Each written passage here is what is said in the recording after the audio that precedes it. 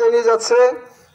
আমরা ওনাকে সসম্মানে বিদায় দেওয়ার জন্য জানাজার নামাজ পড়তে আসছি।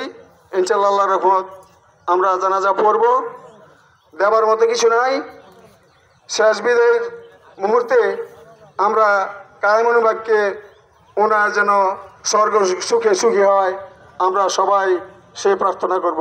আসসালামু আলাইকুম রহমতুল্লাহ।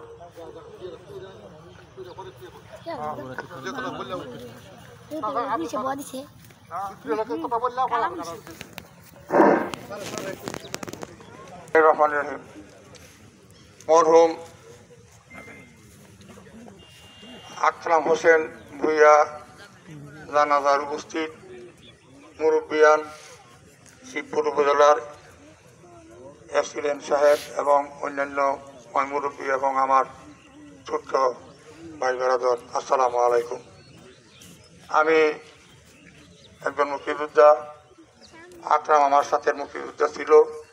অবশ্য আমি একটা গ্রুপে ছিলাম, আকরাম আরেকটা গ্রুপে ছিল, এতটুকুই তফাৎ।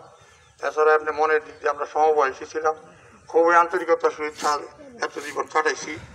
প্রতিদিনই শিবপুর গেলে দেখা হইতো, কথাবার্তা বলতো, খুব ভালো লাগতো। হঠাৎ করে আজকে তখন সকালের হাঁটা আমার একটা অভ্যাস, আমি হাঁটতেছি, তখন এই সংবাদ পাইয়া গির্জাপাড়ার থেকে পরে ওইদিকে না গিয়ে আবার এই আকরামের বাড়িতে সকালে চলে আসছি। সকালে এসে দেখে গেলাম। এখন তো দেখা ছাড়া আর আমাদের কিছু নাই।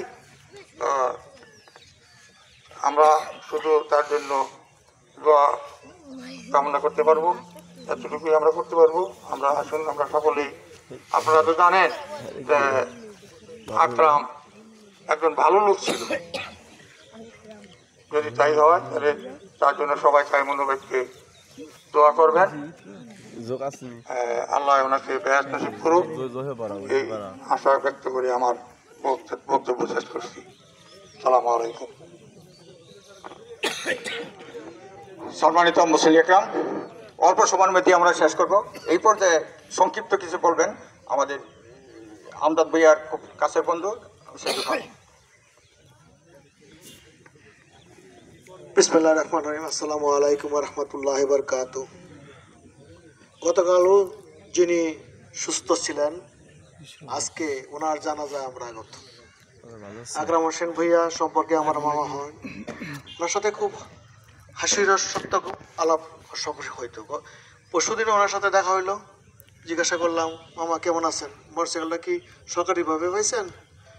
ওরা আমাকে, আমি বললাম, আগেই বললাম, একটা হাস্যরস আলোচনা হইতো।